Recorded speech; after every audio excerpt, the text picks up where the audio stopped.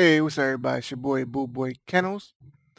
I just got a video here that's actually for someone from the Avermedia forums who want to see what what people's process is for for their different ways of using the Avermedia to record their gameplay and more so their whole render process.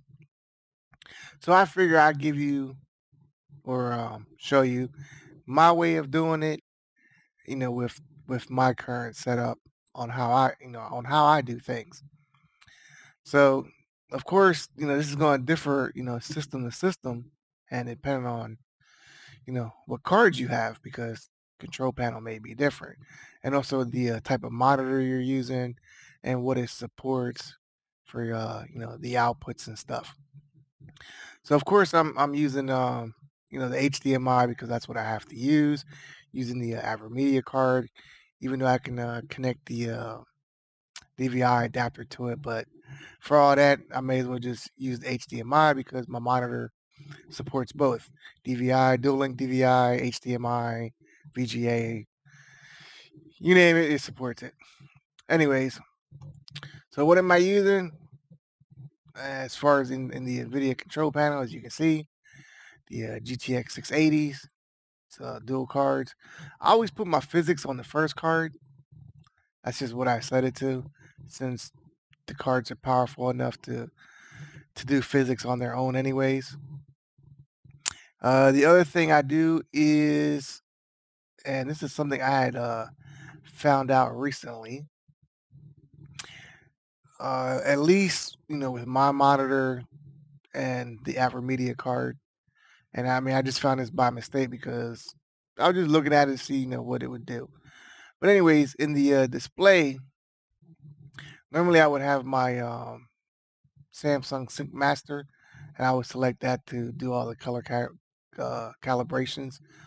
But on here, since it's going through the Avermedia card, it's showing that, and it's normally on allow applications to control, the color settings. So what I did was I changed it to use NVIDIA settings. And again, like I said, this might change depending on what you're using. So you wanna see how that is. Now it has two different settings. It has the RGB and the YCBC 444. I was trying to remember the other day what it was, but that's what I set it to. The YCBR 444. Because for me that gives the most truest color representation of the game. How the recording comes out, because the recording looks like damn near identical to what I'm seeing. And also when I render it out in Sony Vegas, it comes out looking the same way. And then when YouTube does its thing, it still pretty much looks identical to what the recording looked like. So that's what I set it on. So again, that's in the display settings and adjust desktop color settings. So make sure you go in there, set it up. If your cards, if your system setup supports that, definitely check out those two different settings and see which one actually looks more like the original of what you're recording. All right, so let's go ahead and just jump into a game right quick. And I'm at the edit part of this out because, it's just a whole lot of stuff you don't need to be wading through, but just record a little quick bit of Borderlands 2.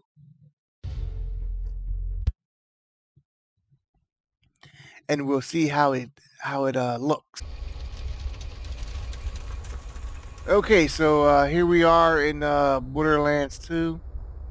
This is actually a additional playthrough and stuff, so kind of see how things look. And I'll go into a different area, give you a little bit more of the colors, so that way you can get a better idea of how things are looking in the world of, what do they call it, Pandora? in the world of Pandora. So you kind of get an idea of how it looks. All right, let me go ahead and get out of this, and we'll go ahead and go into my rendering process, or at least how I set up my renders in Sony Vegas. Okay, now since I'm using the Avermedia to record this while I'm trying to demonstrate it, I actually had to stop the first recording because I actually need that. I don't have any footage currently, so I'm going to end up using that footage for the gameplay itself. And I'll basically just, connect the two videos back together so that way you can see the entire video process. So let's go ahead and go to Sony Vegas.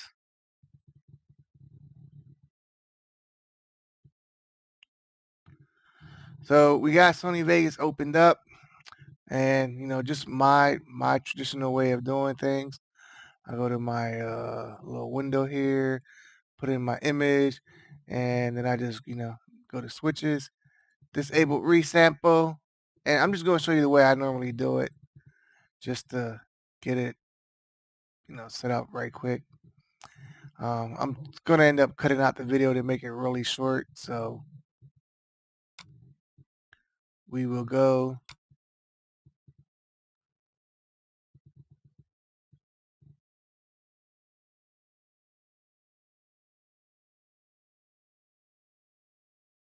Oh, it is that one. I'm like wondering why the other one isn't showing up. And it's because it's the one that is recording. So let me just go to where the game is at. Was it right here? Yeah. I guess I can go. Okay. All right, so we'll start right there. And let me take this part. Don't need this. And then I'll just show you how I get things done. And give myself about a minute. Yeah, let's go with a minute. Yeah, let's go with about a minute's time. And I'll just go ahead and delete this as well. All right, so one of the things I do to get everything prepared is when I go to my video, as always, I do this on every video, go to switches, disable resample, and if I want to add my, commentary, I can do my commentary. It's all good. Take my little image thing here, bring it all the way to the end. Now I go to the video property. One of the things about Sony Vegas 12 is it does let you match it and stuff, but that's not really all that great. So I actually have a template set up. So we'll just go to this, and here we go. So I have one set up for Avermedia. It's 1920 by 1080, 29.97 frames per second. Since the video is 1920 by 1080, that's, what I set everything up as. This I always have to end up changing. So for the full resolution, I do best. The interlace method, none. Audio, I change the bit depth to 24. Resample to best. After I get all that set up on the, of course, the pixel aspect ratio is 1.0. And field order, none progressive. Pixel format, I leave on 8-bit. Now on Vegas 11, I actually changed it to 32-bit because the way it does colors is a little different. So keep that in mind. Now I haven't tried it with the Avermedia, only with the fraps, which is why I say the colors are different. So I can't say for sure if with the Avermedia recording it does the same or not. So, but for now, I just leave it on 8-bit. Go ahead and hit apply, hit OK, blah blah blah. Here I have my video.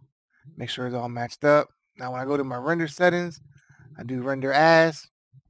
I have a custom template here I do for I use Sony ABC. I also use the main concept, but for this, I'm just doing Sony ABC.